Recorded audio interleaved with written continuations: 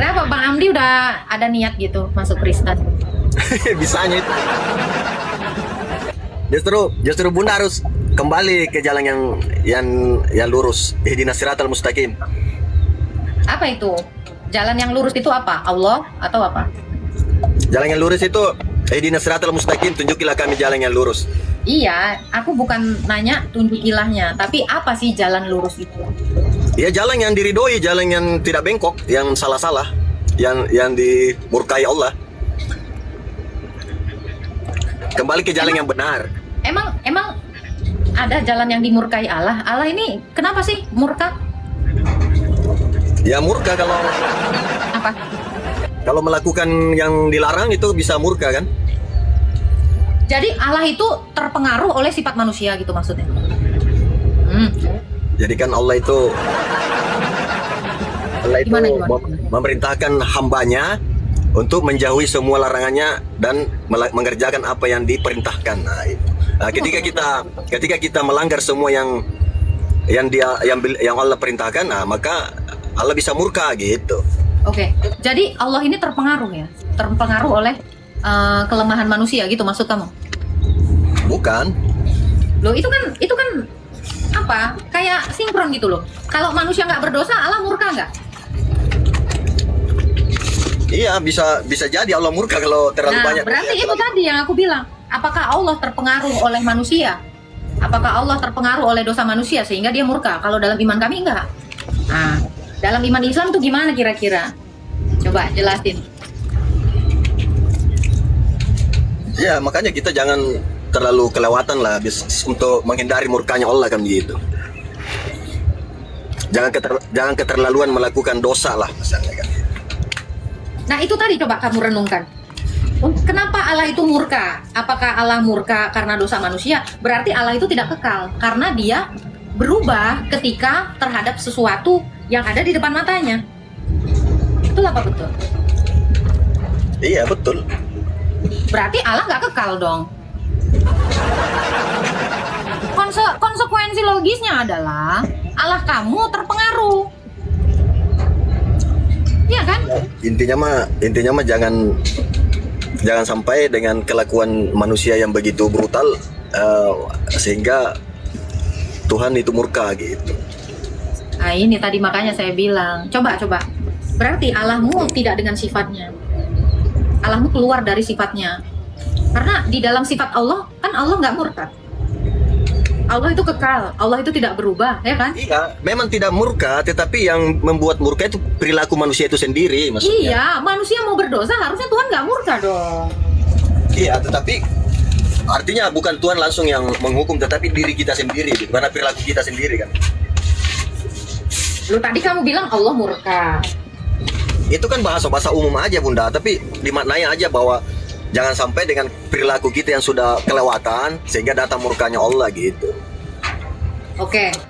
Contoh ya, kalau misalnya nanti waktu kamu mati gitu kan. Kamu sebagai umat Islam matilah gitu. Nah, terus siapa yang menyiksa kamu? Yang menyiksa ya. Itu sebenarnya belum bisa kita, kan belum tahu kita apa yang terjadi di sana. Loh gini loh, kalau kamu bilang belum tahu ini nih, makanya saya bilang berarti belum ada kebenaran dalam iman kamu, Pak Amdi. Kenapa? Karena segala sesuatu nunggu nanti. Berarti belum ada riset gitu loh. Belum ada sesuatu yang menjadi acuan bahwa imanmu itu benar. Kenapa? Karena belum ada pembuktian.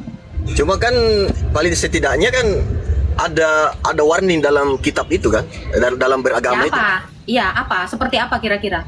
Masa Ya, Tuhan kan nggak bisa? Kan gini, Tuhan itu kan maha mengetahui karena apa? Karena dia ada saat ini, ada 1 menit ke depan, ada 5 menit ke depan, bahkan ada sampai berapa ribu tahun ke depan. Itu makanya dia dikatakan maha mengetahui, sebab dia ada di mana-mana dan dia melihat. Itu toh. Ya. Nah, sekarang saya tanya, apakah Tuhanmu maha mengetahui, bahkan dia mengetahui sampai di akhir zaman ketika kamu itu dihisap di mana itu? Di alam kubur, di alam maut. Kalau kematian itu Bunda tidak bisa kita tahu kan. Kalau penyiksaan. Enggak, maksud aku begini, apakah dalam iman kamu, berarti iman kamu masih prematur ya, belum siap launching gitu. Karena ternyata banyak umat Islam yang hanya masuk ke agama Islam Dia sekedar menyembah, tapi dia nggak tahu konsekuensi dari apa yang dia perbuat gitu loh, konsekuensi dari apa yang dia imani. Kalau nggak ngerti. Karena kan orang masuk neraka tidaknya itu kan itu hak prerogatif Allah kan. Itu terlalu basi ya aku dengar gini. Adakah keselamatan atau seperti apa sih dunia yang akan datang menurut perspektif Allah? Atau Nah, apakah dia tidak tahu sebenarnya? Kan tadi udah disampaikan bahwa ada warningnya di dalam Al-Quran, di dalam. Ya apa? Iya kalau kita kalau udah ngasih warning berarti dia tahu dong. Iya kan ya udah pasti nggak usah lagi kita ini udah yang jelas ikuti saja bahwa ketika kita melakukan dosa nanti akibatnya ada gitu. Ketika kita berbuat baik nanti juga ada akibatnya. Akibatnya apa ya? Kita mikirkan aja lah. Kalau baik ya berarti kebaikan juga yang kita peroleh kan gitu. Ini bro, misal ya kamu mau ke Monas, kamu misalnya dari Makassar gitu. Yeah. Kamu hanya ngikutin aja orang tour guide yang ngajak kamu tanpa kamu tahu ini rutenya di mana, Nanti kalau kamu disasarkan atau kamu disesatkan sama tour guide kamu, ya kamu nggak tahu. Itu loh. Ngerti nggak? Kok bisa itu loh? Loh ya iya, karena kamu ini gini loh bro, kamu ini kan nggak tahu tujuan kamu kemana. Misal kamu dari Makassar, terus kamu Bisa mau ke nggak tahu Monas, itu. kamu nggak tahu rutenya. Udah pokoknya ikut aku aja, tenang aja. Tapi ternyata tour guide kamu ini pun nggak pernah ke situ. Tour guide kamu nggak pernah ke sorga, terus berharap kamu dituntun sama orang yang nggak pernah ke sorga. Yang ada bukannya nyampe kamu ke sorga, bukan nyampe kok ke Monas, yang ada kamu tersesat di hutan sawit, terus dimakan sama singa, meninggal. Oh, iya dong. Ada aja bunda ini. Duh, Ya kan enggak dong. intinya mah kan Gini, kita selama dalam hidup kita harus berbuat kebaikan sesuai yang dicontohkan oleh Nabi dan menjauhi larangannya apa yang dilarang gitu oleh Allah. Nabi baik. Ya kan Al-Quran sendiri menyatakan sebaik-baik manusia terdapat di dalam diri Rasulullah gitu. Itu Baik-baik Al-Quran manusia Ya adalah dapat di dalam. ya kepada maksudnya suri tauladan yang sebaik-baiknya ada di dalam diri Rasulullah gitu. Jadi kita harus mengikutinya, berusaha untuk mengikuti, tapi kan tidak mungkin kita sanggup mengikuti beliau, setidaknya mendekati lah gitu perilaku. Gini loh, beliau aja sering jatuh ke dalam dosa. Tidak ada dosa yang diperbuat oleh Nabi bunda, tidak bakalan ada itu, tidak mungkin, mustahil Rasulullah melakukan dosa. Kan Tapi aku setuju sih. Di dalam iman kalian kan menggauli yang bukan hak kalian kan itu memang gak dosa. jadi gini bunda ya. Bahkan Allah Subhanahu wa taala berfirman, dengar bunda ya. Seandainya bukan karena engkau ya Rasulullah ya Nabi Muhammad, bumi dan langit dan seisinya tidak akan kuciptakan coba. Seandainya bukan karena Rasulullah itu, coba Allah berfirman gitu. Di dalam hadis qudsi gitu. Seandainya bukan karena kau ya Rasulullah, tidak, bumi ini tidak seakan, betapa tingginya mulianya Nabi Muhammad itu gitu. Tapi kalau dia mulia dan dia tidak berdosa, kenapa dia berakhir di kuburan? Ya kan manusia tuh kan. Berarti sebaik-baiknya manusia berakhir di kuburan, gitu maksud kamu? Maksudnya kebaikan Rasulullah itu panutannya itu tidak bisa kita visualisasikan gitu. Nggak bisa dianu dengan manusia biasa lah kayak kita ini. Sekarang begini ya, Karena beliau manusia pilihan, memang betul-betul dipilih oleh Allah gitu. dia kan dipilih untuk menerima wahyu. Emangnya kamu kira dia dipilih untuk apa? Memang itu aja bunda berpikir seandainya bukan karena Nabi, bumi ini tidak bisa. Coba bayangkan itu kalimat Coba itu. ayatnya di mana? Di Quran dulu deh, jangan di hadis. Di hadis qudsi, kalau Al-Quran itu suri toladan yang sebaik-baiknya gitu. Jadi panutan yang sebaik-baiknya gitu. Hadis apa coba boleh lihat nggak? Aku kok penasaran. Kalau sebaik-baiknya manusia itu tidak membawa kamu kepada hidup yang kekal, ya ngapain Ayatnya kamu itu, ikutin? kalau tidak salah ayatnya laqad kana lakum rasulillahi uswatun hasanah gitu. Di dalam diri Rasulullah terdapat suri toladan yang sebaik-baiknya gitu. Oke, menurut kamu ya, secara sosial, secara moral manusia, baik nggak seseorang itu menikah lebih daripada satu? Iya, iya kan, iya baik saja. Yang penting tidak berlaku adil saja kan? Kan tadi bunda bilang, tadi bahas bunda masalah perilaku melakukan maksiat. Itu maksudnya supaya kita tidak maksiat, mending kita menikah dalam bentuk yang baik-baik itu. Begini Tadi loh. kan bunda bilang tidak boleh coli apa segala macam kan? Maka dari itu. Loh, pertanyaan saya begini, bukan menikah sebagai solusi, tetapi menahan diri, mengekang diri kamu untuk tidak berbuat begitu, bukan malah melegalkannya cari 2, 3, 4, 5 istri. Loh itu malah kamu menghidupi dosa dalam daging. Kalau begitu konsepnya. Ya enggak lah ya, sepanjang perempuan yang mau dinikahi juga setuju-setuju aja, apa salahnya kan gitu. Begini loh bro. Kalau kamu bilang yang dinikahi setuju, lalu bagaimana dengan istri yang lainnya? Ya, kan saya sudah bilang setuju itu maksudnya yang istri pertama, istri kedua mau ketiga semuanya setuju gitu. Maksud saya begini, sekarang saya kembalikan kepada kamu ya. Ini di luar daripada apapun alasanmu. Kalau kamu punya satu istri, terus kamu punya istri yang kedua, istrimu pun menginginkan suami yang lain, kamu bersedia nggak? Siapa? Istri kamu misalnya pengen suami yang lain, kamu mau nggak, bersedia nggak? Ya saya kalau istri saya misalnya menyetujui, ya boleh saja. Bukan, istri kamu pengen punya suami lagi selain kamu. Bagaimana perasaanmu? Ya kalau kita, nah gini bunda, sekarang gini, istri itu mau beristri istri mau bersuami, Kenapa nggak secepat yang tadi kamu jawab? Tadi apa kayaknya masalah? cepet banget gitu. Loh kalau yang dinikahi bersedia, iya, ini bukan bicara tentang yang dinikahi bersedia, tetapi bersedia tidak istri kamu yang sudah kamu nikahi awalnya dihadirkan istri yang baru. Nah, kamu bersedia nggak kalau istrimu punya suami lagi selain kamu? Ya kan istilahnya kalau tidak ada yang keberatan, kalau nggak keberatan Kamu jangan. keberatan nggak kalau misalnya istri kamu kawin lagi Ya, dengan saya suami yang lain? keberatan, makanya istri tidak Oh. boleh lagi kawin lagi. Kalau kamu keberatan, menurut kamu memangnya perempuan nggak keberatan kamu kawin lagi? Pasti sama. Iya, kalau keberatan jangan. Tapi kalau di zaman Makanya- sekarang pertanyaan saya bunda, makanya maksud saya. dengar dulu.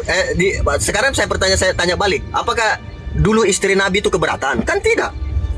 Kamu tahu dari mana istri Nabi tidak keberatan? Istri Nabi pernah sampai mau menggugat cerai. Kamu pernah nggak baca ayatnya di Quran? Pernah. Itu artinya. Enggak, iya, itu artinya bahwa dalam rumah tangga itu memang itu normal kan? Itu hal biasa kan gitu. Dalam rumah tangga. Dosa itu jangan dinormalisasi, Bang. Ketidaksetiaan Itu itu bukan jangan dosa, dinormalisasi. itu bukan dosa. Makanya betul tadi kata saya, ya kan? Dalam iman kamu, ya, berzina itu nggak dosa. Iya kan, dalam iman kamu menginginkan istri orang atau pasangan orang itu nggak dosa. Dalam iman kamu membunbun itu tidak dosa. Dalam iman kamu berdusta itu nggak dosa. Kalau dalam iman saya nggak bisa. Makanya saya bilang tadi, memang nggak salah. Kamu mengatakan Nabi kamu tidak berdosa karena standar dosa di dalam iman kalian itu adalah hanya menyekutukan Allah saja. Tapi sisanya itu terserah kalian. Itu Bukan diizinkan, bisa. dilegalkan Bahkan di dalam sama Allah. Al-Quran sendiri mengatakan janganlah engkau mendekati zina. Itu mendekati aja udah dilarang, udah berdosa, apalagi melakukan gitu. Iya, jangan mendekati tapi langsung berzina kan kamu. Jadi kata Allah Taala janganlah engkau mendekati aja udah Tuhan itu larang, apalagi Kamu melakukan. ngerti nggak arti berzina itu? Ya itu kan bahasa umum bunda, dan itu semua anak kecil juga Jelasin tahu. aja dulu berzina, tahu nggak apa? Ya berzina itu ya maksiat lah, melakukan maksiat. Berzina itu melakukan sesuatu yang di luar dari kaidah perkawinan dia kan? Iya kan? Yang di luar dari kaidah perkawinan itu zina, betul nggak? Enggak gini bunda ya. Lalu menggauli ART di ranjang istri gimana? Dari sekian ribu sejarah-sejarah Nabi, kenapa sih itu aja yang diungkap? Kenapa tidak mengungkap bagaimana seorang Yahudi dikasih makan Rasulullah itu saking banyak dia dilempari batu terus dia sabar gitu? Kenapa tidak pernah diungkapkan kisah-kisah yang Mana ayatnya? Mana ayatnya di Quran? Loh, di hadis, sejarah hadis bahwa di kota Taib itu Nabi Muhammad kalau Oke. mau pergi sholat Kita dilempari kasih tahu batu. ya. Kita kasih tahu ya. Jangan yang cuma itu aja yang Gini, keburukan yang sabar, tidak mendasar. baik. Yang menurut Gini Anda loh, buruk gini padahal itu makanya. tidak mendasar terus dituduhkan kepada Nabi gitu. Gini loh bro, nih aku harus pakai. Aku kan udah sering ini ya. Memberitahukan kamu baik itu apa sih? Tep ya, Hamuna. Gitu. Aku udah sering banget ya ngasih tahu kamu. Jadi gini Bunda, jangan bentar. Ini aku maksud jelasin. saya, Aku jelasin. jangan melontarkan karena kebencian gitu. Bunda, Enggak lah, enggak masalah. Ini kan Bunda manusia. tidak boleh. Oke, manusia ketika diciptakan baik nggak? Manusia ketika diciptakan ini baik nggak? Maksudnya bagaimana? Baik gimana? Loh, apakah manusia begitu diciptakan dia udah berzina, udah bersaksi dusta, berbohong, membunbun? Pertanyaan saya, manusia ketika diciptakan baik nggak? Ketika diciptakan baik, maksudnya baik bagaimana? Apa Loh, perilakunya atau ya iya loh. Apakah manusia ketika diciptakan sudah berbuat dosa? Nah itulah. Jawab dulu. Manusia begitu diciptakan, begitu lahir, apakah dia sudah berbuat dosa? Apakah Kalau dia sudah lahir masih berzina? dalam keadaan suci lah. Nah, apakah sudah berzina? Apakah berbohong? Karena Apakah pada membumbur? dasarnya tuh manusia lahir dengan fitrah Bunda gitu. Nah ya, betul. Jadi fitrahnya Nah, terus manusia, sabar. Makanya manusia begitu diciptakan atau dilahirkan, itu baik. Jadi kalau ini yang adalah kodratmu, maka kalau seseorang berbuat baik, itu B aja. Ini bukan hal yang spesial. Tetapi seseorang ketika berzina berbuat dosa, yang tadinya baik, ini menjadi apa? Buruk. Makanya manusia ketika diciptakan kayak gini kan, bersih ya kan? Betul apa betul? Iya. Iya. Jadi ketika kamu memberi makan, tidak berbohong, mengasihi siapa-siapa, itu ya B aja. Ini memang standar kamu. Tapi ketika kamu berdosa, ada hitam di sini, ada yang jelek di sini. Makanya ketika kamu mengatakan, kenapa nggak diceritakan kebaikan ngasih makan? Kenapa nggak oh itu B aja. Itu nggak ada yang spesial. Karena fitrahnya manusia memang itu. Ya, tapi kodratnya itu manusia dari itu semua memang kebaikan, fitrah. dari semua kebaikan Nabi. Ini yang buruk, yang diceritakan keburukan yang tidak mendasar itu yang diulang-ulang oleh kebaikan itu basic manusia. Normalnya manusia. Apa gimana lagi gue jelasinnya supaya lu paham. Ada satu boneka, ya. Jadi Ada gini satu Bunda. boneka. Ini saya kasih perumpamaan biar Bunda tidak terlalu jauh kan. Silakan. Kesesatan kan. Jadi tidak mungkin Rasulullah itu menaklukkan kota Arab dengan kota Madinah sampai orang banyak masuk Islam pada waktu itu ya. Kalau bukan karena kebaikan yang dilihat itu. Karena dia tercontohkan kebaikan, maka banyak yang masuk Islam pada waktu itu di sana. Kalau Gitu. karena kebaikan seseorang masuk Islam, untuk apa ada agama Islam? Maksudnya sebelum Nabi diturunkan kan itu karena gini, penyembah batu gitu. Aku kasih tahu ya, berarti itu udah dosa, ya kan? Berarti ada pemulihan. Aku contohin gini ya, bro ya.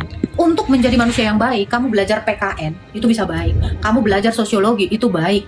Pendidikan moral yang informal di rumah, itu bisa baik. Terlalu kecil, terlalu receh untuk bisa jadi baik. Itu nggak butuh agama untuk jadi baik. Aku kasih tahu. Banyak, ini survei ya. Orang ateis itu lebih baik daripada orang Islam. Biar kamu tahu.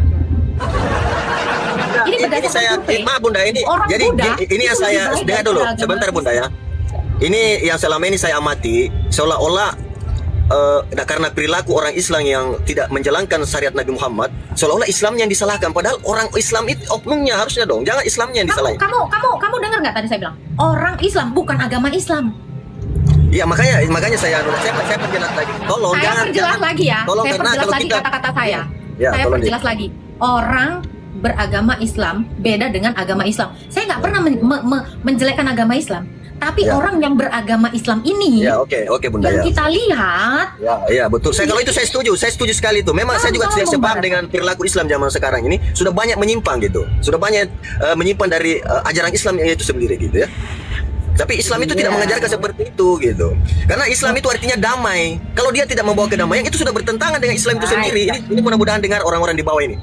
Bahwa mudah-mudahan ada orang Islam dengar. Islam itu artinya damai. Coba buka di Google. Artinya damai di situ. Jadi ketika orang Islam tidak membawa kedamaian bagi sesama umat manusia, itu sudah bertentangan dengan ajaran yang dia pilih gitu, atau dia lahir dari Islam itu gitu. Oke, kamu pernah baca ajaran ini? At-Taubah 29, saya bacakan ya. Perangilah orang-orang yang tidak beriman kepada Allah dan hari akhir, tidak mengharamkan menjauhi apa yang diharamkan Allah dan Rasulnya, dan tidak mengikuti agama yang hak Islam, yaitu orang-orang yang telah diberikan kitab Yahudi dan Nasrani, hingga mereka membayar jizah dengan patuh dan tunduk. Ini pertama diperangi nih. Apa itu? Ini ajarannya Perangilah ini. apa itu? Perangilah orang-orang yang tidak beriman kepada Allah, yang tidak mengharamkan apa yang telah diharamkan oleh Allah dan Rasulnya. Bunda, Berarti inilah anunya, salahnya kalian semua ya, termasuk orang Islam, selalu membaca dengan letterlek, dengan yang tertulis. Itu maknanya itu tidak bisa diartikan begitu. Memerangi itu bukan dengan pedang gitu, tapi memerangi itu banyak maknanya. Bisa diperangi dengan kata-kata atau dengan apa gitu. Tidak mesti harus dengan ujung pedang gitu. Tapi poinnya adalah bayar upeti. Poinnya itu hingga mereka membayar jizyah dengan tunduk. Itu poin yang mau saya Jadi saya tidak ada ini. itu. Kita Kenapa? harus kaji dulu makna-maknanya itu, perang-perang itu. Ini yang membuat kadang orang Islam salah langkah karena Nah, selalu ini ingin lagi. memerangi karena Baik, ayat itu, ini lagi. padahal maknanya belum tentu itu maksudnya. Oke, ini ya An-Anfal ayat 12. Dikatakan apa? Ingatlah ketika Tuhanmu mewahyukan kepada para malaikat, sesungguhnya aku bersama kamu. Maka teguhkanlah pendirian orang-orang yang beriman. Kelak aku akan menimpakan rasa takut ke dalam hati orang-orang kufur. Maka tebaslah bagian atas leher mereka, tetep hamuna, dan potonglah tiap-tiap ujung jari mereka. Apa itu? Apa itu anunya? Maksudnya potonglah apa? Maksudnya apa yang dipotong? Orang yang mencuri? Jari. Enggak, ini dikatakan ya, orang yang kufur itu dipotong jarinya dan ayo jujur kacang hijau. Itu tidak ada dalam ajaran Islam begitu. Itu bukan begitu maknanya itu. Makanya saya bilang tadi saya tidak bawa, saya punya buku tafsir. Kalau saya bawa, saya bisa jawab itu. Tapi sebenarnya tafsirannya tidak begitu sih sebenarnya. Yakin saya tidak bakalan begitu. Iya. Itu hanya letterlek saja. Kalau kita kaji itu bahasannya itu dari ayat ini menunjukkan apa, menceritakan apa kok sampai ada kalimat begini gitu. Karena kan tidak mungkin itu Nabi itu dalam sejarah kita tahu tidak pernah Nabi mengawali peperangan itu. Tidak pernah dia mengawali, dia yang mengawali peperangan. Tetapi dia yang diperangi baru ada perlawanan. Itu sejarah. Seandainya pun tidak pernah memerangi, kenapa dia harus minta upeti? Di mana upeti apa? Nah itu tadi, perangilah orang-orang yang tidak beragama Islam, orang-orang yang telah diberi Iya, kitab gini. sampai mereka tunduk bayar. Sekarang gini Bunda, sekarang gini, apakah Nabi pernah mengikuti perintah tadi itu? Yang Al-Quran tadi itu, apakah dia pernah memerangi duluan orang Berarti dia bukan rasul, karena dia tidak mengikuti Allah. Allah memberi wahyu. Ya, itulah saya bilang tadi Bunda, bahwa ayat ini itulah yang saya bilang tadi, tidak mungkin ayat itu maksudnya ke sana karena Nabi tidak mencontohkan gitu. Berarti ada tafsirannya. Bagaimana mungkin Nabi tidak mencontohkan? Perang itu dia yang mimpin. Iya, tapi setelah dia diperangi duluan baru dia melawan, bukan dia memulai gitu. Kalau ini tadi, kalau dimaknakan tadi secara terlek, perangilah, seolah-olah kita yang harus mendahului memerangi orang, padahal tidak mungkin, itu mustahil. Pertanyaan saya bukan di bagian perangnya. Kenapa harus bayar? Apa yang dibayar? Loh itu sampai mereka membayar jizyah dengan patuh dan tunduk. Ini pertanyaan saya. Ini kan kayak preman gitu loh, premanisme. Kamu nih gimana sih? Nih. Sampai mereka membayar jizyah dengan patuh dan tunduk. Poin saya bukan masalah di perangnya setelah kamu, tapi kenapa harus Yahudi dan Nasrani bayar jizyah dengan patuh dan tunduk? Kenapa harus minta uang palak? Uang apa? Maksudnya uang apa itu? Malak. Enggak ada pernah malak-malak Nabi, enggak mungkin lah Nabi. Ya. Perangilah orang-orang yang tidak beriman kepada Allah dan hari akhir. Tidak mengharamkan orang yang enggak mengharamkan babi, orang yang enggak beragama Islam, yaitu Yahudi dan Nasrani. Kenapa harus membayar jizyah dengan patuh dan mereka tunduk? Udah disuruh bayar jizyah patuh, terus orang Yahudi sama orang Nasrani ini harus tunduk kepada kalian. Apa Pak? Sedangkan Nabi dulu aja pernah ada tamunya orang Yahudi apa Nasrani dulu. Sampai waktu tamunya ini 3 orang ini bermalam di rumah Nabi, ingin tahu itu Nabi Muhammad kayak gimana anunya, sosoknya kan. Ketika bermalam, tamu ini sakit perut, mules, dan sempat nggak sengaja dia memang mules, sempat BAB ya di ruang tempat tidur Rasulullah. Setelah pulang dibersihkan oleh Rasulullah sendiri itu BAB-nya apa, karena dia sakit perut, mules. Pas pulang ketinggalan salibnya, pas balik dia langsung bersyahadat karena begitu Rasulullah itu menghormati tamu gitu. Itu ada kisahnya begitu. Ngarangnya itu ngarang banget gitu loh. Gue tuh sering ada duit orang ini Islam bukan karangan, ketinggalan, ini hadisnya. ada mukena orang Islam ketinggalan, gue kasih, dia nggak jadi masuk Kristen itu. BA aja tapi. Nah ini kan di zaman Nabi, ini kisahnya. Makanya saya bilang kenapa nggak diceritakan hal-hal yang begitu, yang kebaikannya, kenapa yang keburukannya tidak mendasar yang dicerita gitu loh. Bro, kamu pengen dapat upah apa sih dari kebaikan yang memang seharusnya kamu lakukan itu? Itu kan emang iya, ini maksudnya bahwa tuduhan-tuduhan yang dituduhkan oleh Nabi itu berarti itu tidak mendasar gitu. Ini saya ingin menceritakan bahwa banyak perilaku Nabi yang tidak manusia bisa sanggupi gitu, lakukan itu. Baik, dari semua yang kamu jelaskan, saya tahu sebenarnya Tuhanmu itu siapa. Kamu berusaha membelanya kan? Iya. Ya, Jadi siapa? dari sabar. Dari semuanya Ya. ini, saya tahu bahwa agamamu adalah seseorang itu. Dia itulah agamamu. Dia itulah jadi keselamatanmu. Dialah yang menjadi hidupmu. Saya nggak melihat kamu ini menerima ajaran Tuhanmu gitu loh. Kamu tidak lagi memberitakan tentang Allah, tapi kamu memberitakan tentang manusia. Makanya nggak salah ketika ada beberapa teman-teman Kristen bilang kalian itu menuhankan manusia. Ya, Kristen itulah yang menuhankan Tuhan Yesus kan, Bunda? Loh, kamu dari tadi tolok ukurnya bukan Tuhanmu, tapi tolok ukurmu adalah manusia ini.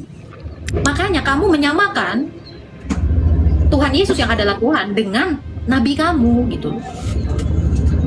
Jadi bukan kami, Dia kan bukan nabi, kami. dia nabi pembawa. Jadi bukan kami yang menyamakan manusia dengan Allah, tetapi kamulah yang menyamakan manusia dengan Tuhan. Kalian sebenarnya yang menyamakan manusia itu dengan Tuhan. Karena Yesus itu benar-benar Tuhan. Tapi kalian paksa Kalau dia Tuhan jadi itu- nabi. Lalu Kalau Tuhan- nabi kalian paksa menjadi seperti Tuhan kami. Paham nggak?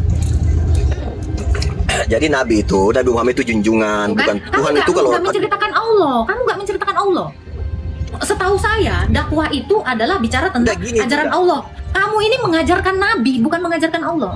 kalau yang Allah saya itu maksud. sudah tidak perlu lagi dicerita, itu sudah kuasanya meliputi langit dan bumi. Kalau Tuhan tidak usah lagi. Jadi Bukan, gini. bukan. Karena kamu nggak mengenal Allah. Yang kamu kenal adalah nabi. Maka di dalam orientasi penjelasan kamu itu hanya merujuk kepada orang ini. Karena kamu tidak mengenal Allah, karena kamu tidak kenal gitu loh.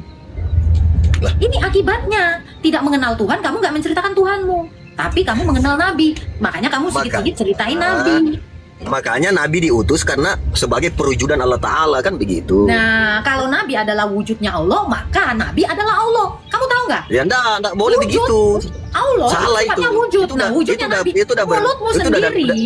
Ya, udah dapat Allahnya. Udah. Artinya gini, artinya Tuhan kan tidak bisa dilihat. Maka Tuhan menurunkan Nabi Muhammad sebagai Ya, perwujudan memang. Allah Ta'ala. Memang Sifat-sifatnya kalian Allah ini- Ta'ala gitu. Betul, memang kalian ini menyembah ciptaan. Memang betul. Memang kalian menyembah ciptaan. Itulah yang sebenarnya. Tidak ada perintah Nah, menyembah ciptaan, tidak ada perintah begitu. Karena sebelum kami menilai ini, kalian harus memfitnah kami dulu, kan gitu poinnya. Ya, apa yang Iya. memfitnah? Tidak ada. Makanya kan dari kemarin ya, kamu kayaknya nonton deh udah beberapa bulan ini. Dari 4 tahun yang lalu aku live, asal aku tanya Tuhannya Aku itu nonton apa? gini aja. Iya, asal aku tanya Tuhannya itu apa, pasti yang diceritakannya ciptaan. Karena kalian memang menuhankan ciptaan, karena wujud dari Karena itu Bunda tidak bisa dilihat. Tuhan itu cahaya, Saya nur, nanya Allah itu. nur, cahaya Saya di atas nanya cahaya. itu. Silau kita memandang Tuhan itu tidak bisa lihat, tidak sanggup mata kita melihatnya. Hancur kita, jadi debu. Itu kan alasan kamu, karena sebenarnya nggak ada. Itu kan nakut-nakutin, tahu nggak kamu? Sama seperti seorang Semuanya. ibu, sama seperti seorang ibu, karena anaknya ini nggak mau makan, ditakut-takutinya, ada monster lah, ada beginilah, terus-terusan diancam dan ditakut-takuti. Dan akhirnya karena ancaman itu, karena rasa takut yang terus-terusan, teror yang diberikan oleh orang tuanya ini, di dalam pikiran anaknya itu tertanam bahwa ada monster. Sama kayak kalian ini, kalian itu terus-terusan dicekoki sama dongeng-dongeng hayalan yang nggak ada. Makanya di dalam pemikiran kamu, oh dia begini. Hayalan sama seperti kelakuan ibu-ibu yang nggak mengedukasi anaknya ini. Anaknya terus ditakuti. Kalau kamu nggak makan, nanti cacing yang ada di perutmu itu berubah jadi monster. Kamu ditelan, kamu dimakan. Kalau kamu nggak tidur, nanti ada wewe gombel gitu. Itu. Jadi kalian ini beragama dengan ketakutan. Makanya ketika ditanyakan Tuhanmu, hanya ketakutan yang kalian katakan kepada saya. Betul nggak? Begitu Tuhan datang, meledak bumi ini, ketakutan. Tuhan itu lebih silau dari matahari. Makanya saya bilang, kamu ini sebenarnya beragama menuhankan Tuhanmu. Itu karena di bawah eksekusi, di bawah ketakutan. Bukan karena cinta kasih, bukan karena mengenal. Itu poinnya kan? Tapi esensi dari Tuhanmu itu, kamu nggak pernah bisa jelas. Lah, Tuhan itu pencipta langit dan bumi, Bunda. Aku juga bisa bilang kayak gitu, bro. Tapi aku nggak bisa membuktikan. Kan tidak mungkin manusia bisa menciptakan langit dan bumi. Kalau sekedar ngomong, itu kan hanya omongan kan? Itu bukan fakta, toh. Betul apa Nah, betul? terus siapa yang menciptakan bumi ini kalau bukan Tuhan? Pertanyaan saya. Loh, ada Tuhan yang lain. Kamu kira Tuhan di dunia ini cuma Tuhanmu yang nggak pernah ada itu. Ada Tuhan Berarti- Yesus, Berarti ada kan ada Tuhan Wisnu. Tuhan gitu kan. Nah, sekarang begini, bro. Kita masuk kepada pembuktiannya. Makanya terlalu dangkal, terlalu cepat kamu mengambil kesimpulan ketika kamu mengatakan, terus siapa yang mengadakan? Sebelum Tuhanmu mengatakan dia menciptakan, udah banyak Tuhan yang lain mengakui itu. Tapi bukan itu yang menjadi permasalahannya. Tapi pembuktian adanya Tuhan kamu dengan kuasanya, itu yang ditunggu semua makhluk.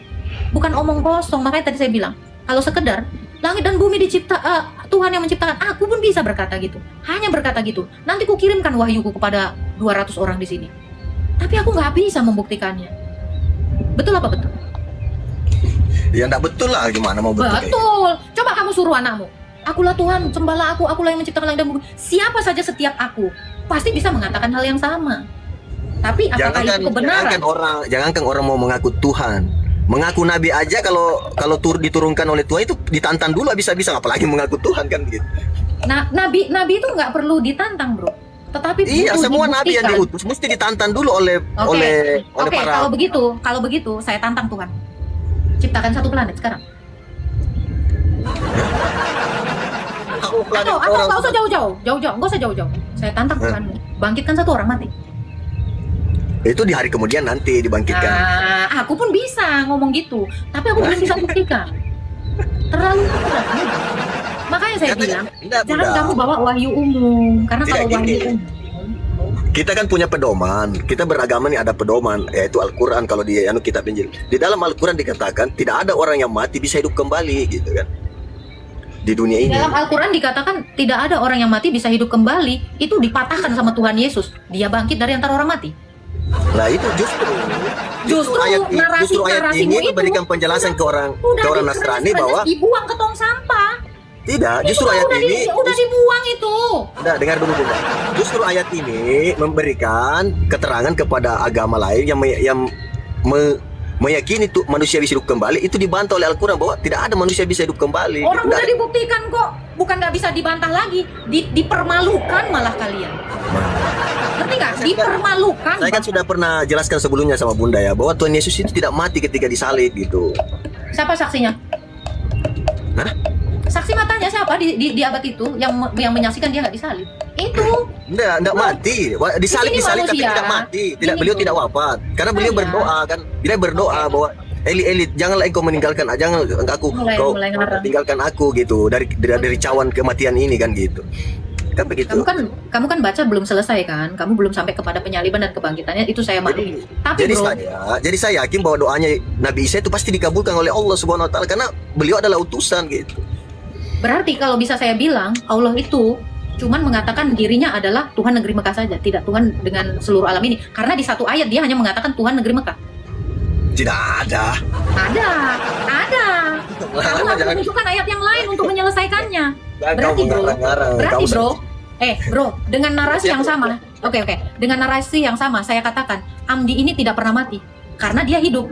Mustahil Amdi ini mati karena dia hidup. Karena kan belum selesai kamu sampai akhir kan? Saya nggak bilang kamu ini pasti mati, nggak bisa. Begini, Bunda, itu persis saya dan saya dasarnya dalam Al-Quran bahwa dan itu sudah saya. Kalaupun Bunda meyakini bahwa Tuhan Yesus naik ke langit ke-10 mau ke-7 itu haknya Bunda. Yang penting saya kasih. Saya nggak butuh itu bro, tapi saya menjelaskan kepada seluruh netizen ini bahwa ini loh Islam datang memberikan keterangan yang jelas gitu. Keterangan yang jelas, orang bapaknya Isa aja kau nggak tahu, umur berapa pun bilang nggak tahu, kamu kok nggak usah bilang keterangan yang jelas gini ya. Tapi yang satu hal yang mau aku katakan adalah, Amdi, dengan narasimu tadi, kamu ini menganggap saya seperti babi yang disuruh masuk ke kandang, terus masuk, disuruh keluar kandang, terus keluar kandang, terus nanti dijagal gitu. Kalau seandainya saya percaya, saya akan menyamakan diri saya seperti babi yang seperti itu. Ya nggak pernah berpikir. Saya tidak mengatakan itu. Saya cuma berusaha menjelaskan kebenaran gitu kan. Andai, saya kan gini bro. Andai saya percaya, kalau semudah itu saya percaya perkataanmu, saya ini sudah sama seperti babi. Saya ini sudah sama seperti anjing yang disuruh makan, terus disuruh tidur, terus habis itu dipotong. Sama, saya seperti itu. Kalau saya sempat percaya, saya akan sama seperti babi itu. Persis seperti babi yang dalam pikir. Dasarnya hanya menerima gitu loh. Bunda. Kan babi disuruh masuk. Disuruh keluar kandang. Dengar dulu Bunda. Saya akan seperti itu. Saya mengatakan itu, saya tidak ngomong sembarangan. Jadi saya kan pernah nonton filmnya itu, film Kristus itu kan.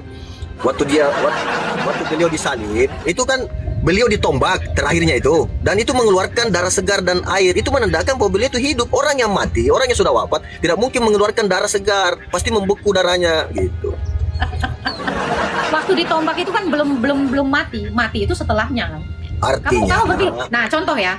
artinya itu membuktikan bahwa beliau masih hidup justru gitu. Apa kamu sebodoh ini seperti babi tadi yang saya analogikan gitu? Bunda. Terus loh, apa kamu sebodoh ini dengan menarasikan Bunda, waktu ditombak? Kalau Ini kan Bunda dalam bilangin, keadaan hidup, kalau Bunda bilangin dalam aku keadaan bodoh, hidup. semakin terpancar Ini, kecantikan. Sabar. Ini kan dalam keadaan hidup. Supaya mati makanya ditombak dulu, makanya keluar. Masa kayak gini, anak TK pun tahu. Makanya saya bilang, kenapa kamu menyamakan diri saya ini seperti babi yang harus percaya omongan anak kecil seperti ini? Tapi kan kamu nggak masuk kan? Kamu ini kan sedang menyamakan saya dengan anjing gitu loh. Ngerti nggak? Kamu ini kan menceritakan sesuatu yang sekiranya diterima oleh hewan gitu. Betul nggak? Tapi kamu kan nggak nyampe kan?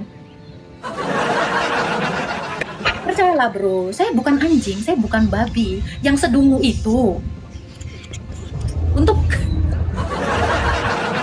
terus bro, ini sorry ya, bukannya Nggak ini ya apa-apa. teman-teman yang di bawah ya, karena memang di dalam iman kami itu seperti itu. Jangan membuang mutiara kepada babi, dan orang asing itu juga disebut anjing. Makanya saya juga memberikan perumpamaan yang sama gitu. Jadi manusia yang tidak menggunakan akalnya itu sama seperti anjing dan sama seperti babi gitu loh. Dan kalau nalar manusia sedangkal itu, memang dia tidak ubah seperti anjing dan seperti babi. Itu maksud saya, tapi kan kalian nggak masuk. Jadi ini ada lagi satu kisah. Ini ada satu kisah.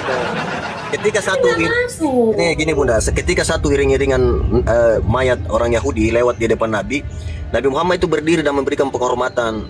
Lalu Saya tuh pengen banget bro ngedengar tentang Tuhanmu loh, bukan tentang manusia yang random yang kayak gini bro. Kalau manusia yang sedang kamu ceritakan itu di dunia ini bahkan banyak lebih baik daripada dia. Bahkan Siddhartha Gautama itu lebih tinggi daripada dia. Saya nggak mau mendengar kisah tentang manusia bro. Saya mau mendengar tentang Tuhan. Kalau saya mendengar tentang manusia, begitu banyak manusia di dunia ini yang bisa diceritakan kepada saya, dan itu be aja nggak membuat saya takjub. Ceritakan Tuhan.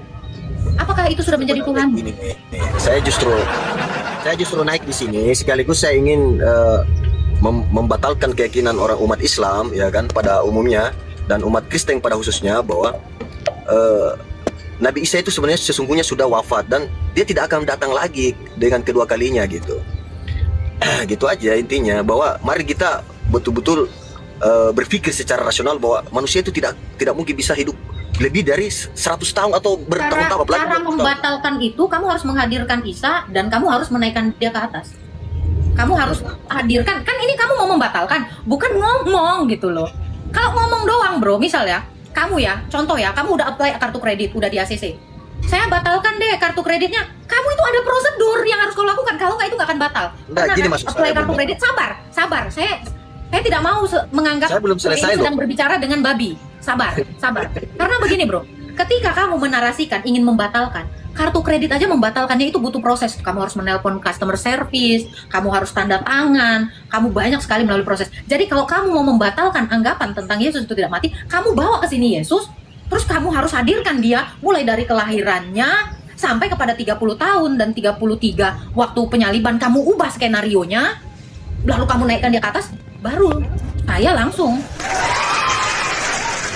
Iya, itu sudah pernah saya jelaskan sama Bunda. Sabar. Harusnya inilah yang dilakukan Tuhan kamu. Bukan kamu. Maksud saya begitu. Jangan sekelas kamu. Kalau sekelas kamu ya cuma omong-omong.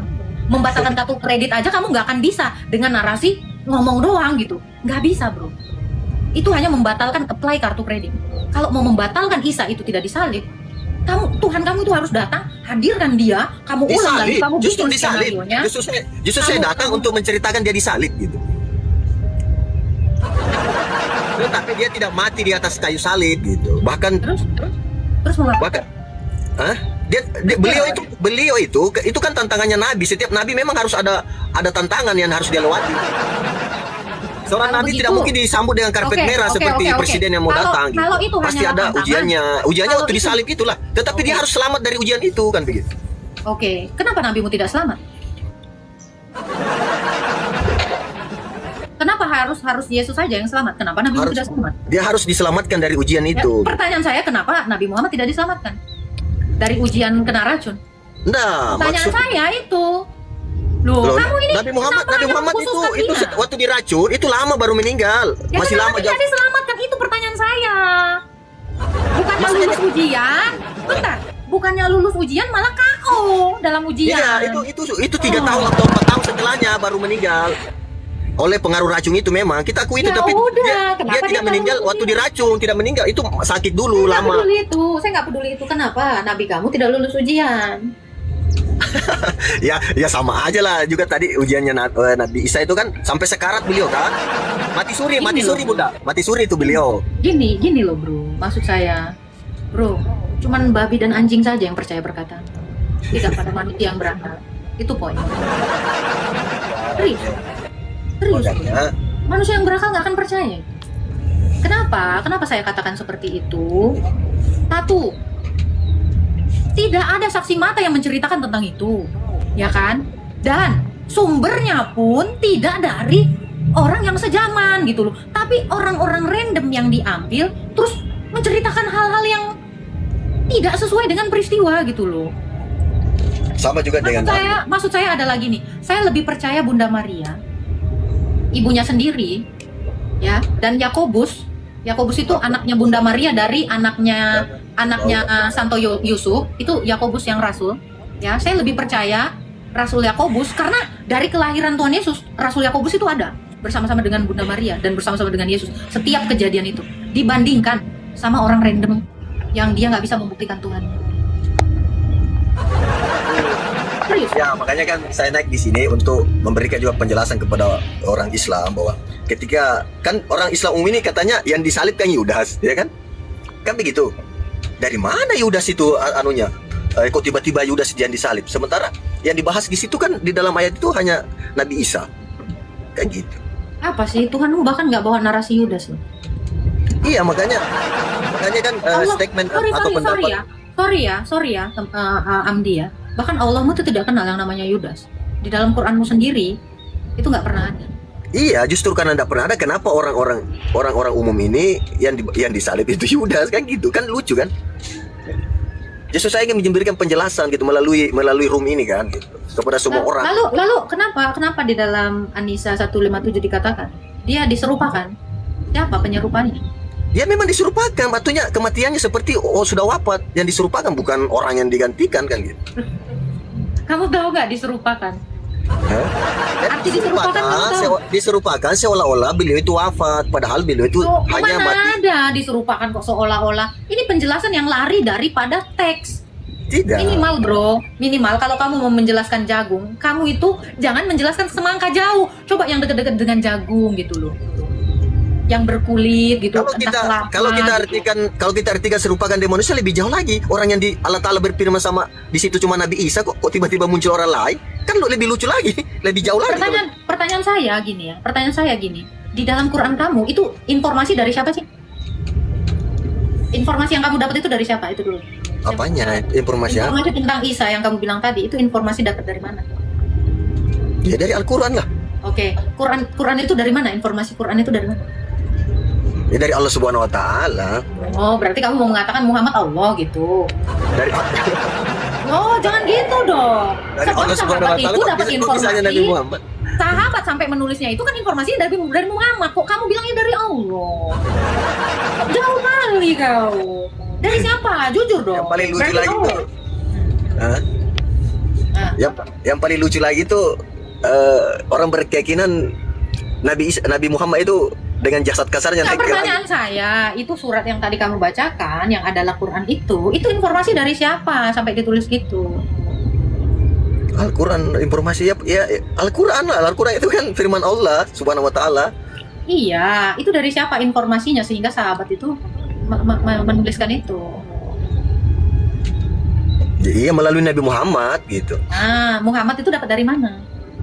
Malaikat Jibril kan yang menyampaikan kan gitu. Nah, ada konfirmasi nggak? Orang lain juga ditemui Jibril bahwa aku ini. Karena Maria waktu dikonfirmasi, waktu Maria didatangi malaikat Gabriel, itu dikonfirmasi sama Elizabeth, dikonfirmasi sama Zakaria. Waktu Yesus mendatangi Paulus dikonfirmasi sama Ananias. Nah, pertanyaan saya, kalau betul Nabi Muhammad itu didatangin malaikat Jibril, ada nggak konfirmasinya? Ada orang lain nggak yang didatangin si Jibril juga? Sehingga namanya firman Allah itu tidak boleh orang banyak tahu, cukup orang-orang yang dipilih aja. Semua nabi dulu dilibatkan semua kok. waktu di zamannya Musa dilibatkan itu Harun sebagai saksinya. Apa kau? Gimana kau? Waktu Abraham itu dikonfirmasi sama Lot, sepupunya. Dikonfirmasi sama Sarah, dikonfirmasi sama Hagar, Melkisedek. Nggak bisa nggak dikonfirmasi. Semua dikonfirmasi. Ya kan pada akhirnya juga kan, waktu Raja Daud dikonfirmasi pada sama akhirnya juga Nathan. kan pada akhirnya juga kan dicatat sama sahabat-sahabat itu kan. Saya butuh Disampaikan. konfirmasi dulu. Ya, jadi kan gini, pada akhirnya dicatat di pohon pelepah kurma gitu kan, bahwa oh semalam saya menerima wahyu, dicatat sama para sahabat gitu. bagaimana Jadi- dicatat di pelepah? Ini nih, logikanya aja. Apa yang mau dicatat di pelepah korma? Media apa Ya yang kan dulu belum ada kertas, Bunda. Saya tanya, media apa yang nempel di pelepah korma? Iya itu kan. Nah, Kalau kertasnya orang dulu kan Nah. pelepah kurma. Kalau di media apa? Sementara pelepah korma itu ada lapisan lilin di atasnya. Media apa untuk bisa menulis di situ? Kau pakai logika. Makanya kalau bikin manuskrip itu mendingan Nah. prasasti. Mendingan Ya, itu batu, ada prasastinya. Itu lebih masuk akal. Kayak kalau batu- prasasti batu- Hammurabi. Kamu tahu nggak? kalau batu lebih sulit itu kan bukan sedikit itu Al-Qur'an mau Ngarang diterima. ngarang kamu. Dikit-dikit sulit. Makanya saya bilang, ya kan? Astaga, Gini Bunda. loh, dari satu kebohongan, terus kebohongannya ini minimal gitu, di ini dulu direkayasa yang logis gitu. Ini nggak logis, asal apa yang deket main cepet aja. Akhirnya diketawain. Tidak mungkin Bunda itu kebohongan. Semua itu kebenaran semua yang disampaikan Nabi itu Bunda. Nggak ada yang terbukti, nggak ada yang terbukti, Semua terbukti lah. nggak ada yang terbukti. Adanya Tuhanmu aja nggak terbukti sampai detik ini. Ingat ya, yang saya bilang adalah adanya Tuhanmu, bukan adanya ciptaan. Ingat, adanya Tuhanmu tidak terbukti hingga detik ini. Ya, Tapi kan- kalau adanya ciptaan Kan terlalu saya sudah receh. bilang, Tuhan itu wujudnya tidak bisa dilihat, Bunda. Karena kan tidak sanggup manusia itu melihatnya. Bahkan tidak ada manusia yang bisa sanggup melihatnya. Nabi Musa pun tidak sanggup kan. Ketika Nabi Musa ingin melihat Tuhan kan tidak sanggup dia kan, turun firman kan. Katanya kau tidak sanggup. Loh, ya turun firman itu. Mau pakai logika nggak? Iya. Kalau manusia nggak sanggup, Tuhan sanggup nggak? Kalau Nabi Isa itu kan manusia, gak ya sanggup lah kalau cuma Nabi Isa kan manusia. Nggak, saya tanya. Kalau manusia tidak sanggup, Tuhan sanggup nggak? Itu dulu. Jangan-jangan Tuhanmu pun nggak sanggup sama kayak manusia. Itu dulu mau saya tanya. Kalau manusia tidak sanggup, Tuhan sanggup nggak ngelihat manusia? Kalau Tuhan bisa melihat manusia. Nah, berarti dia bisa mengontrol dirinya sehingga bisa dia menampakkan diri kepada manusia. Ini logika. Ini Tapi kan logika tapi kan namanya. manusia tidak bisa melihat Jadi Tuhan. jangan yang nggak gini loh bro, ketidakmampuan manusia membuat Tuhanmu jadi nggak mampu gitu loh. Ini kan yang sedang kamu utarakan adalah ketidakmampuan Tuhan kamu kan. Ngomong dong dari tadi. Kalau nggak kan udah selesai. Iya kan? Ya betul nggak? Ya iya. Jadi jangan kamu paksa manusia nggak mampu. Memang Tuhanmu aja nggak mampu. Oh Tuhan saya mampu kok. Ya kali Tuhanmu nggak sekali berdengar Tuhan saya di bawah Tuhan saya.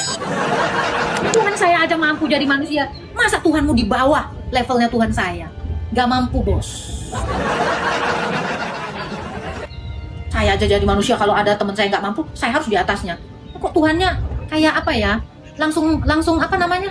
Langsung menyerah gitu. Apa namanya bahasa Inggrisnya, bahasa kerennya itu? Nggak antusias gitu loh. Apa namanya? Itulah itu. Cute, minder. Minder. Kalau madam. Iya, kenapa Tuhanmu itu gampang minder, gampang putus asa, jiper, Karena down, Tuhan maha baik gitu. bergoncang, lemah. Tiba-tiba ya, maha baik. Asal nggak mampu kuasa, asal nggak mampu kelebihan, asal nggak mampu baik, anjay. Gue baru nemu, lu kalau masuk ya kelas katekisasi kami ya, lu diketawain asli anjir. Lu diketawain serius, ngakak kayak aku. Lu masuk deh kelas katekisasi kami, lu selesai lu di situ asli langsung begini. Saya mah yang penting mah saya udah sampaikan tugas saya tuh sebagai umat Islam, menyampaikan kebenaran. Terserah yang mau dengar aja, mau terima atau enggak, alhamdulillah. Kalau ada yang menerima, enggak menerima juga alhamdulillah. Nih ada satu ya, gue mau ceritain ya. Lu tahu sekarang itu kucing itu sekolah, anjing itu sekolah loh, ya kan? Iya, iya. Anjing itu sekarang ya dibikin grooming, nyalon. Tadinya kan manusia yang nyalon ya. Anjing itu dibikin nyalon, bahkan diajarin untuk kencing di toilet, berak di toilet. Pernah tahu kan? Pernah tahu kan? Iya. Binatang aja bisa dirubah, kenapa manusia nggak bisa dirubah cara pikirnya coba? Penasaran loh saya. Anjing aja bisa dilatih gitu loh. Gue bingung sekarang ini kenapa lu tahu kan beda kan, lu pernah nggak ngelihat anjing kampung dengan anjing kota sekarang ini? Lu lihat bener nggak sih, anjing kampung kan boker di mana tapi lihat lo anjing yang sekarang udah dibawa nyalon, ada standar groomingnya gitu. Lu tahu nggak, bisa lo, hewan aja bisa lo dididik, ya kan? Iya, gue bingung aja gitu. Makanya dengan adanya makanya saya ambil hikmahnya sih, kayak ada apologet begini, room begini tuh, supaya orang-orang saudara-saudara saya itu mungkin ya seribu maaf, bisa itu berpikir gitu, jangan menggampangkan itu menghina Tuhan orang, jangan menggampangkan menghina agama orang gitu loh, maksud saya itu. Itu saya lihat di perdebatan di tempat lain itu kayak gampangnya itu menghina orang itu, padahal Al-Quran mengatakan janganlah kau menghina sesembahan orang karena bisa jadi dia menghina kembali kepada saya gitu. Itu Al-Quran loh mengatakan begitu. Tapi ya kalau aku ya, itu kan pesan kamu ya, tapi pesan aku ya untuk teman-teman Kristen ya, ini pesan aku sama teman-teman Kristen ya. Apa tuh pesannya Bunda? Jangan pernah memukul angin. Memukul apa? Jangan pernah memukul angin, jangan pernah menjaring angin. Tahu nggak artinya apa? Apa itu artinya Bunda? Pengen saya tahu. Ya sih ya. Jadi apologet gitu, nggak usah lah menjaring angin. Nggak bisa dijaring angin. Nah, kadang aku bingung itu loh, kalau begitu gampangnya itu gitu. Begitu dia ditanya balik sama orang Kristen, nggak bisa ngomong kan, malu sendiri kan gitu kan. Karena kita udah dari awal udah salahnya, caranya salah, cara menyampaikannya sudah salah. Jadi ketika dihantam balik, keok mau jawab apa coba? Karena kita udah salah duluan gitu. Jangan bilang karena saya udah kalah duluan gitu loh. Nah ini kadang saudara-saudara saya yang lain gitu kan. Maksudnya coba gini kalau mau menyampaikan kayak saya sama Bunda, tidak akan ketahuan siapa yang menang siapa yang kalah, walaupun ya bagaimana itu, karena kita tidak ada, dari niatan kita sudah tidak ada maksud, hanya betul-betul kita rasional kita sampaikan gitu kan. Iya, ini kan kamu kan sedang mengatakan ada orang tuli mendengarkan dua orang berdebat, dan orang tuli itu mengatakan nggak ada yang salah, keduanya yang bertengkar itu sebenarnya lagi nyanyi gitu kan. Ini kayak contoh ini. Tapi paham nggak sih bahasa saya? Saya tuh nggak bisa memukul langsung gitu. Makanya tadi saya bilang jangan memukul angin. Tapi saya berusaha ngentutin angin gitu. Karena dengan mengentutin angin itu jadi tercemar oleh kentut saya. Gitu kan? Itu maksud saya. Iya, karena kalau mukul angin tuh nggak ada guna, say. Mari jadi polusi. Fungsi akal bagi Kristen itu tak ada. Sama sekali tak ada. Fungsi akal bagi Kristen itu nihil. Tidak ada fungsinya. Kita ini jadi umat yang paling rendah, bos. Umat Islam ini jadi umat yang paling rendah di antara umat yang lain, bos. Kamu pikir Saudi Arabia atau Qatar atau Emirat itu orangnya cerdas? Enggak cerdas, bos. Coba kamu hidup di sana, coba. Cara IQ-nya mereka itu masih di bawah IQ orang Indonesia loh. Orang-orang Arab Badui masih pikirannya kaku. Kita pikir tapi mereka itu punya duit kenapa punya duit? Punya duit karena sumur alam, dan sumur alam itu di kamu temennya Majid? Nah, ini kan bentar, kamu kenal Majid? apa? Kamu kenal Majid? Enggak, ini saya dengar di YouTube-nya perdebatannya Enggak, saya nanya, kamu kenal Majid nggak? Majid itu siapa? Oh, Majid itu teman saya dari 4 tahun yang lalu. Nah, itu makanya saya langsung kenal. Itu hebat hebat caranya dia putar balik. Enggak bisa ngomong kan orang kalau kayak gitu. Coba. Bukan, kalau Majid itu pernah aku kasih pertanyaan, dia berdua sama siapa namanya? Si hampir murtad itu kelabakan. Ini kan tadi saya tonton. Udah pernah kena mental. Majid itu udah pernah saya tapi dia teman saya. Dia itu Islam yang anti hadis. Dia orang yang paling paham kalau saya jelasin Tritunggal, jelasin alasan. Bahkan Rasulullah di dalam perspektif dia itu adalah kerasulan, bukan pribadi Nabi Muhammad itu. Itu kalau dari perspektif dia, saya bisa mengungkapkan semua apa yang diajarkan. Nah Begitu. itu, iya. Dia nggak pernah bawa kata Muhammad, tapi Rasulullah itu maksudnya adalah sifat-sifat Rasul, dan Rasulullah itu bukan hanya satu, tapi semua Rasul di dalam penjelasannya. Tapi kamu lebih kepada pribadinya Nabi Muhammad. Kalau dia lebih kepada jabatan Rasul itu pemahaman dia itu Islam, tapi dia orang Syria. Oh, jadi yang saya Ya. tangkap tadi ini bahwa kan narasi-narasi orang Muslim ini kan kebenciannya kepada Yahudi itu kan selalu diidotarin kan ke media bahwa orang Yahudi gini-gini. Padahal kalau kita mau jujur, mau fair, banyak sekali orang Yahudi yang menciptakan ini semua itu kan dari semua kepintarannya orang Yahudi kita bisa teleponan apa segala macam. Harusnya kan dia berpikir ya gitu. Tapi lama-lama aku renung ya, kenapa sifat Fir'aun itu sama seperti sifat kalian? Siapa itu? Fir'aun itu kan membenci sekali orang Yahudi kan, orang Israel. Nah, kenapa sekarang umat-umat kalian itu juga sama gitu kok, kayak 11-12 itu? Tapi Yang saya ngaku-ngaku sampaikan Muslim, lagi tapi- Bunda ya bahwa ini oknum ya, bukan Islamnya kan. Islam tidak mengajarkan itu. Saya Tadi kan udah saya bilang umat. Iya, maksudnya saya yang menegaskan. Jangan sampai di desain ini ya berapa nih? 300 lebih ini menyaksikan ini, jangan sampai salah paham gitu. Ya, ini kan dia kan nih pengen belajar. Oh, nih si Ahmad nih. Perintah manusia, perintah Allah kamu abaikan untuk berpegang pada adat istiadat manusia. Yesus berkata pula kepada mereka, sungguh pandai kamu mengesampingkan perintah Allah, supaya kamu dapat memelihara adat istiadatmu sendiri. Karena Musa telah berkata, hormatilah ayahmu dan ibumu, dan siapa yang mengutuki ayahnya atau ibunya harus mati. Tetapi kamu berkata, kalau seorang berkata kepada bapaknya atau ibunya, apa yang ada padaku yang dapat digunakan untuk pemeliharaanmu, sudah digunakan untuk korban, yaitu persembahan kepada Allah. Maka kamu tidak membiarkannya lagi berbuat sesuatu pun untuk bapaknya atau ibunya. Dengan demikian, firman Allah kamu nyatakan tidak berlaku demi adat istiadat yang kamu ikuti itu, dan banyak hal lain seperti itu yang kamu lakukan. Lalu Yesus memanggil lagi orang banyak dan berkata kepada mereka, kamu semua dengarlah kepadaku dan camkanlah. Apapun dari luar yang masuk ke dalam seseorang tidak dapat menajiskannya, tetapi apa yang keluar dari seseorang itulah yang menajiskannya. Barang siapa bertelinga untuk mendengar, hendaklah ia mendengar.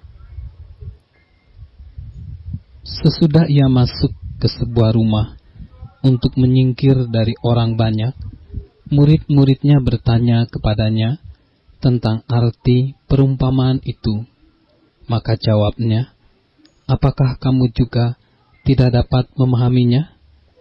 Tidak tahukah kamu bahwa segala sesuatu dari luar yang masuk ke dalam seseorang tidak dapat menajiskannya? Karena bukan masuk ke dalam hati, tetapi ke dalam perutnya, lalu dibuang di jamban. Dengan demikian ia menyatakan semua makanan halal.